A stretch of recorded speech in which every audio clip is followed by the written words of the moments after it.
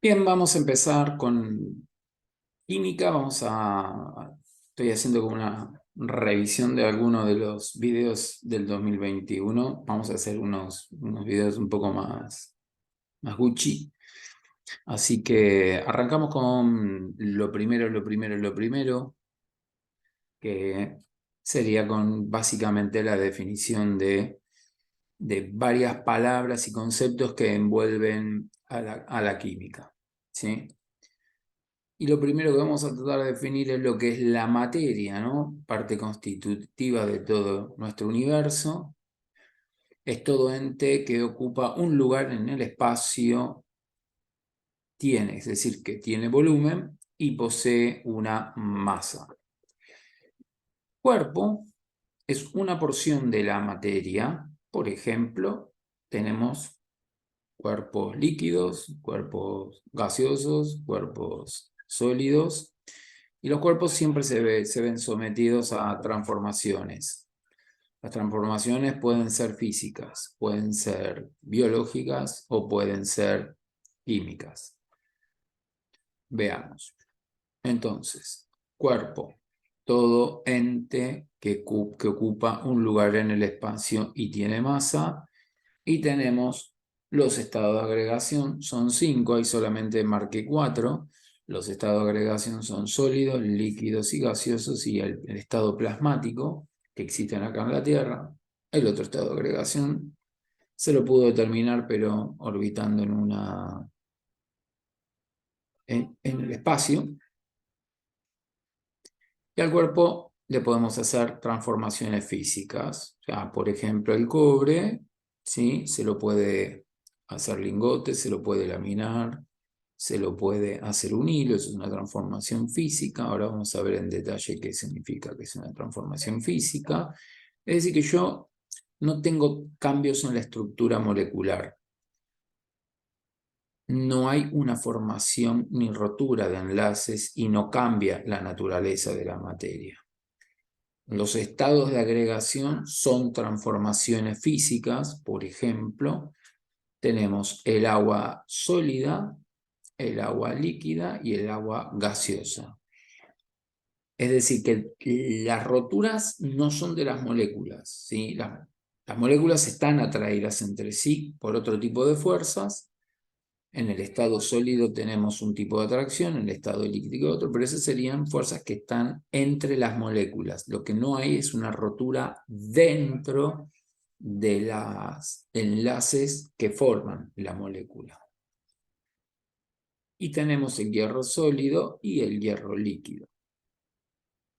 Otra transformación son las químicas, que son las que a lo mejor podemos apreciar, por ejemplo, la oxidación del cobre, que fue uno de los elementos que habíamos visto, pero acá, a diferencia de lo anterior, sí se rompen los enlaces dentro de los compuestos y se separan formando otro tipo de compuestos. Entonces dice, se dan cuando se producen reacciones químicas, es decir, cuando los átomos rompen sus enlaces y forman nuevas partículas y cambia la naturaleza de la sustancia. Por ejemplo, en el caso de una sustancia que sea gaseosa, como el gas natural, que se produce dióxido de carbono. Acá tenemos carbono, hidrógeno 4, es una molécula que es parte constituyente del gas natural, reacciona con el oxígeno del aire, formando dióxido de carbono y agua, y vapor de agua, ¿sí? Y esto acá está en francés, gas carbónico o dióxido de carbono. Y además genera luz y calor, o sea, las reacciones químicas, voy a tratar de explicarlo más adelante, lo vamos a explicar ahora, tienen una parte, esta parte que está acá, el carbono, hidrógeno 4 más el oxígeno 2, se llaman reactivos. Esta es una raya de reacción, y estos son los productos. Además de tener los reactivos a la izquierda de la flecha y los productos a la derecha de la flecha, las reacciones además a veces absorben calor, a veces liberan calor, a veces se necesita energía de otra manera, como radiación ultravioleta, para que la reacción se lleve a cabo. Y después tenemos las transformaciones biológicas. Por ejemplo, la respiración es una transformación biológica. En el fondo termina siendo medio química, pero la hacen las células esa transformación biológica. Como también en la planta, que hace la reacción de fotosíntesis, donde con el agua y el dióxido de carbono lo transforma en oxígeno y además genera otro tipo de partículas. Y acá, por ejemplo, sí necesita una radiación ultravioleta como la energía solar. Y por último, para hacer como un pequeño resumen de lo que son los fenómenos, dice, fenómenos es el cambio que sufren los cuerpos por diversas formas de energía.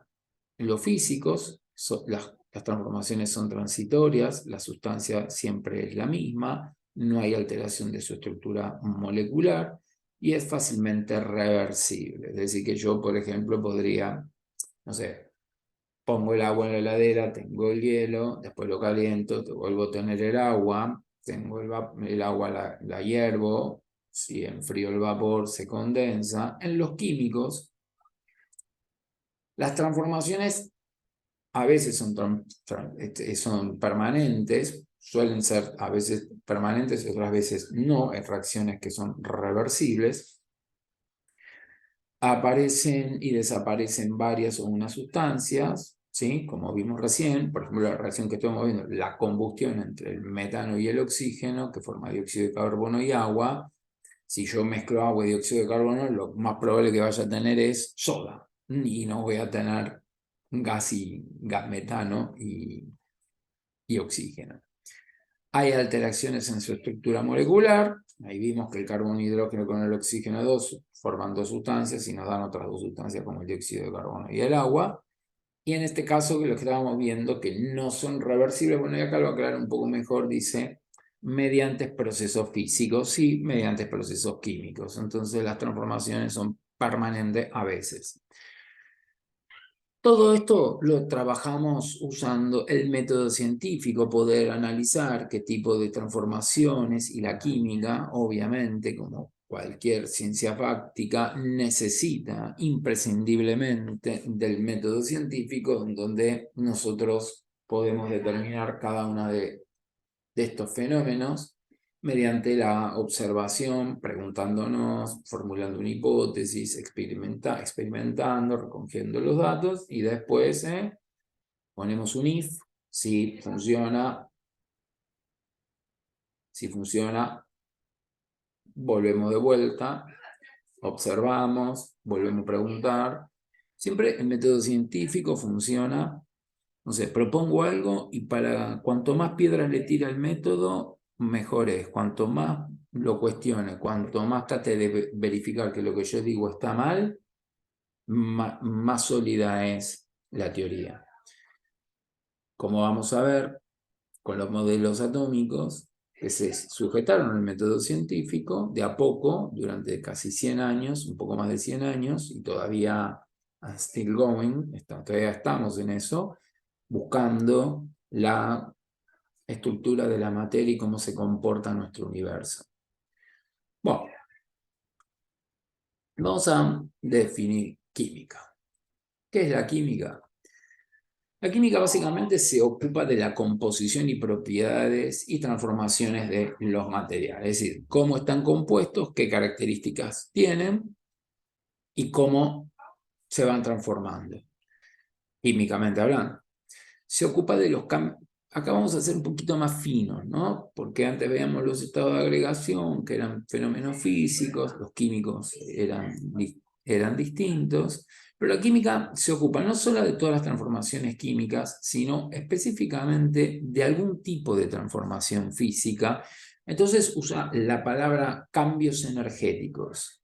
¿Sí? Cuando yo cambio el estado de agregación del agua sólida al agua líquida, ese cambio se produce porque hay un intercambio energético. Le estoy entregando calor al hielo para que las partículas, el compuesto agua que está formando el hielo, empiece a ganar energía y se van como separando de alguna manera porque tienen mucha energía y pasan al estado líquido.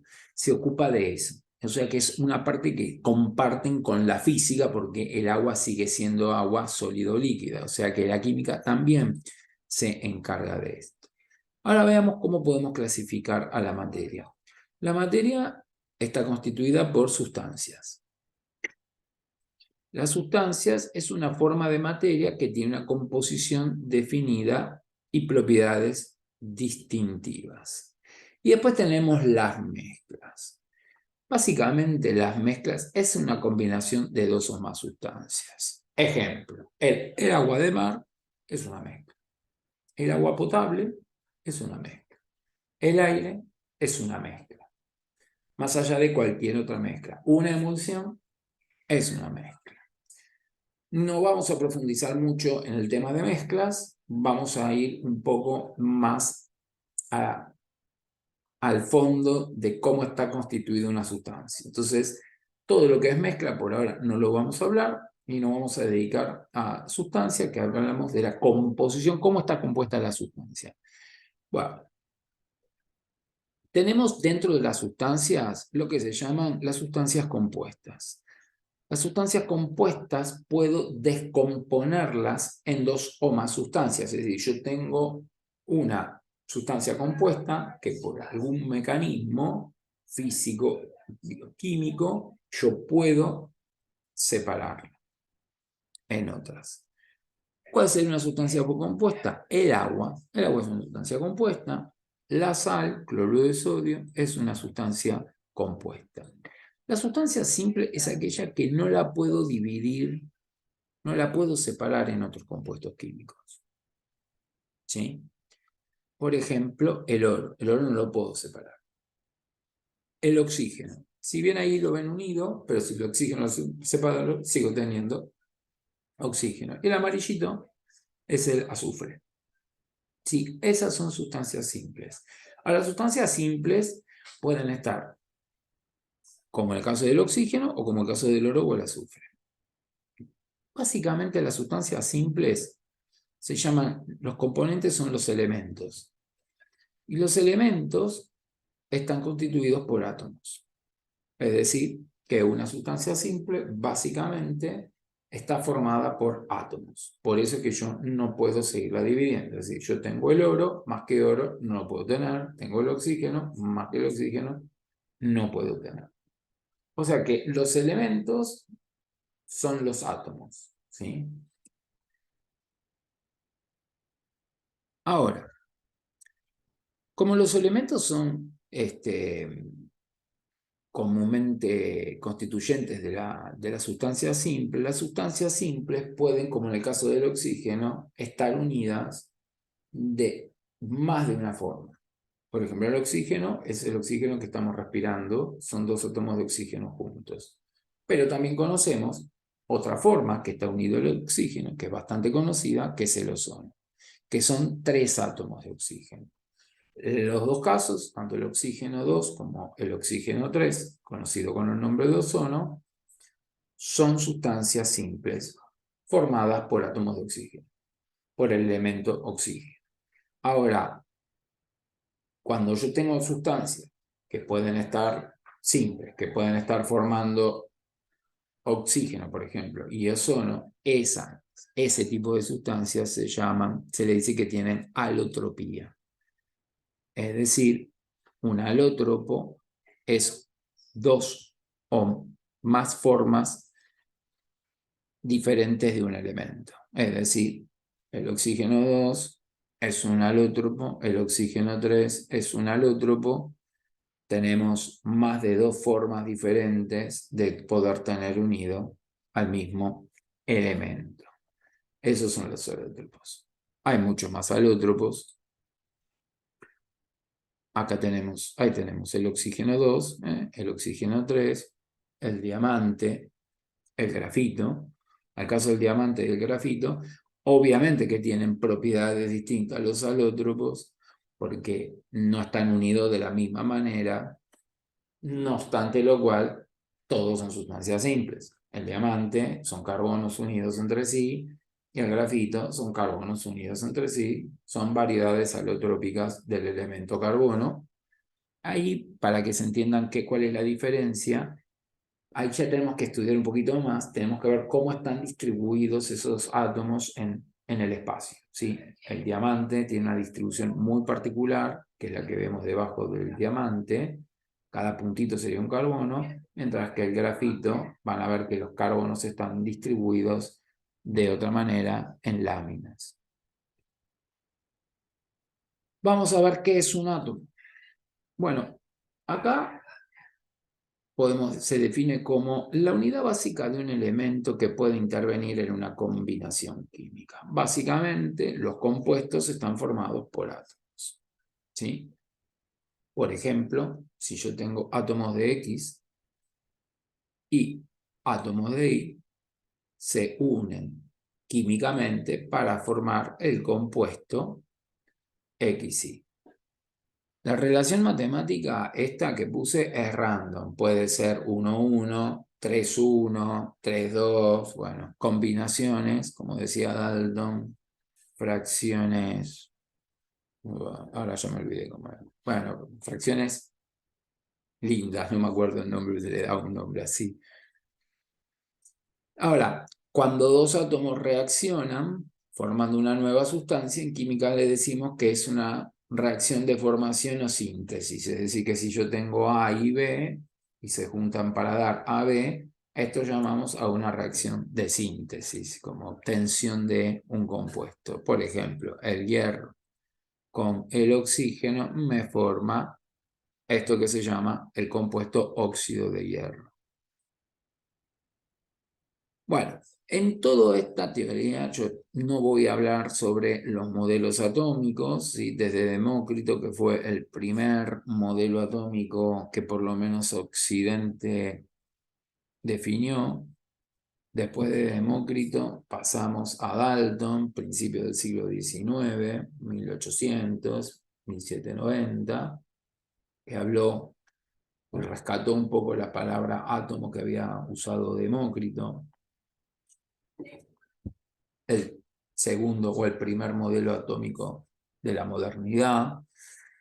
¿Sí? Después, al ir avanzando la tecnología, Thomson empezó a hacer algunas pruebas y sacó sí, como que la relación de la masa del protón era mucho más grande que la del electrón y supuso que el átomo estaba formado como esa esfera con pintita blanca, que lo llamó el modelo del budín.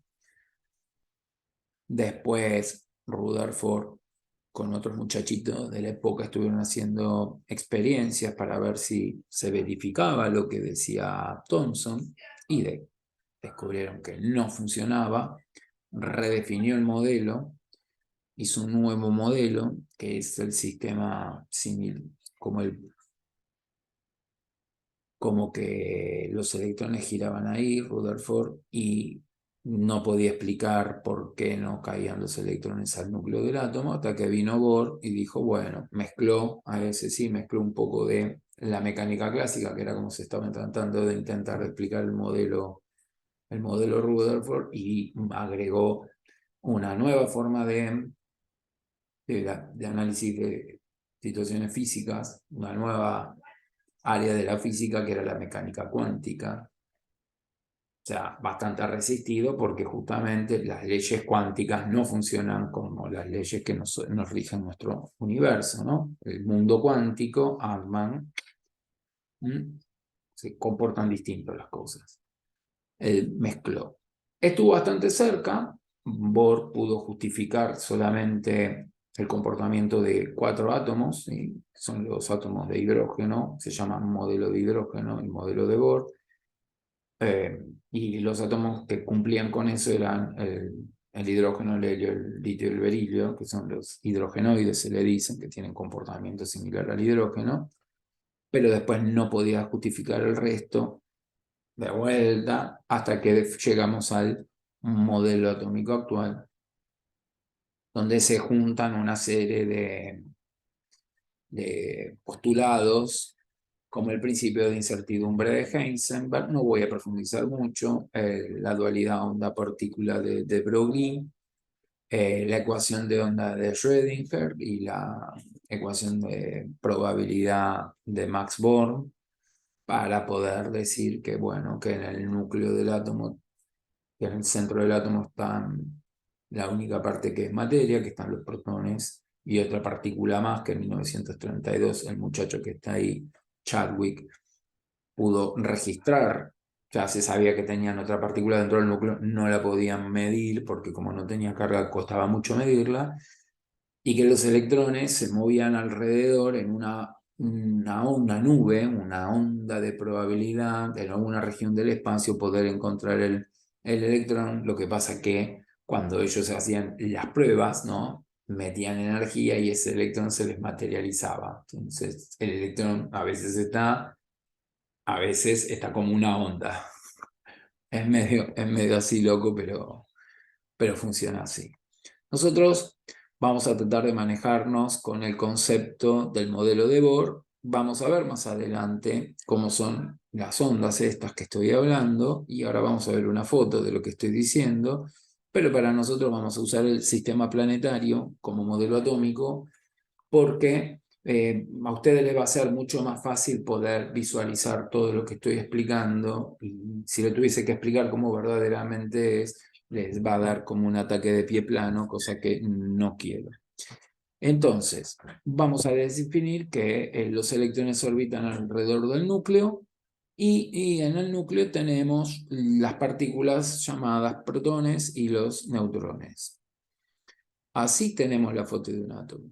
Esta es la imagen de un átomo real, esta es la onda de probabilidad, bastante buena imagen, pues se ve como una nube, y acá en el centro tenemos el núcleo del átomo, y si tuviésemos que acá un poco más nítido, este puntito que está acá es el núcleo, y toda esta aureola serían donde se encontrarían los electrones en forma de onda. Y ¿cómo se llama? Y fíjense que todo lo que no aparece ahí es vacío. O sea, todo eso que está en grisecito, hasta el oscuro más oscuro, eso es vacío. Por eso se cree que nosotros vivimos como en un tipo de programa, como Matrix, que plantea un poco eso, porque básicamente la materia está toda constituida por vacío, y después aparecen algunos rancios diciendo, bueno, cuando te toco no te toco, porque como los electrones, bueno, esas cosas. Bien, sigamos. Estructura del átomo. Tenemos el núcleo. En el núcleo del átomo dijimos recién que teníamos a los protones, que los vamos acá a marcar con unas pelotitas azules. Los protones y otras partículas que tienen masa siempre, que son los neutrones. Alrededor del núcleo tenemos lo que se llama, ¿vieron que decía shell? Que es como corteza, ¿sí? Caparazón, pero en realidad es como corteza, por decirlo de alguna manera un poco mejor, un poco más, no tan, porque caparazón uno piensa en molusco. En la corteza tenemos los electrones, que nosotros los vamos a hacer corpóreos para que se pueda entender esto. Ahora, el número de protones recibe un nombre, número atómico, y se lo representa con la letra Z, es decir, Z es el número atómico. Y este número atómico, el número de protones, es lo que identifica a cada átomo en la tabla periódica. Entonces, si yo conozco la cantidad de protones de un elemento, voy a la tabla periódica de los elementos y voy a saber cómo se llama ese elemento, ¿sí? Así pues, el hidrógeno es el primero de los elementos de la tabla periódica, porque el hidrógeno tiene un protón, tiene una carga positiva, como estuvimos viendo en el modelo de Bohr. Y los neutrones no tienen número y tampoco están en la tabla periódica. Esto es fundamental que lo entiendan y que no lo busquen, porque ahora vamos a ver por qué no podemos encontrar nada de los neutrones en la tabla periódica, pero sí lo que vamos a definir es el número másico. El número másico se lo representa con la letra A, mayúscula de imprenta, y es el número atómico más el número de neutrones. Es decir, que el número másico es la suma de los protones y los neutrones. Ahí tenemos, y ahora cuando yo simbolizo esto, porque esto se simboliza en química, se coloca de esta forma. X es el elemento, ¿sí? El símbolo químico del elemento. Cuando vayan a la tabla periódica, van a ver que algunos átomos están con una letra, hay otros que tienen 2 letras, y los más nuevos tienen 3 letras, pero lo que tienen que entender siempre es que la primera letra va en imprenta mayúscula o mayúscula, y la segunda letra es en minúscula. La minúscula no es una imprenta más chiquita una que la otra, aviso esa parte, porque me ha pasado que me pusieron sodio, como vamos a ver acá, Na, natrium del latín, y la A chiquitita, en vez de hacerla como está ahí, la hicieron de imprenta y me dijeron, ah, no, lo que pasa es que es más chiquita. Bueno, eso no es minúscula. Y acá tenemos los protones y el A, que es la suma de los protones y neutrones. Es decir, que si yo quiero saber cuántos neutrones tiene el sodio, hacemos 23 menos 11, 12. Bueno, dejamos acá. Nuestro próximo vídeo va a ser la de isótopos. Vamos a explicar los isótopos y ahí voy a poder explicar un poco más cuánto es, por qué no aparecen en la tabla periódica de los elementos el número másico y el número de neutrones. ¿Sí? La única información que aparece en la tabla periódica solamente con respecto a las partículas que están dentro del núcleo, solamente aparece el número de protones. Bueno, nos estamos viendo en el próximo vídeo. Den like, comentarios, por favor. Vamos a ver si le podemos sacar algún billetín a estos muchachos que bastante explotan. Así que bueno, nos estamos viendo y bueno, aguante Tense. Este año tenemos que quedarnos en primera. Nos vemos.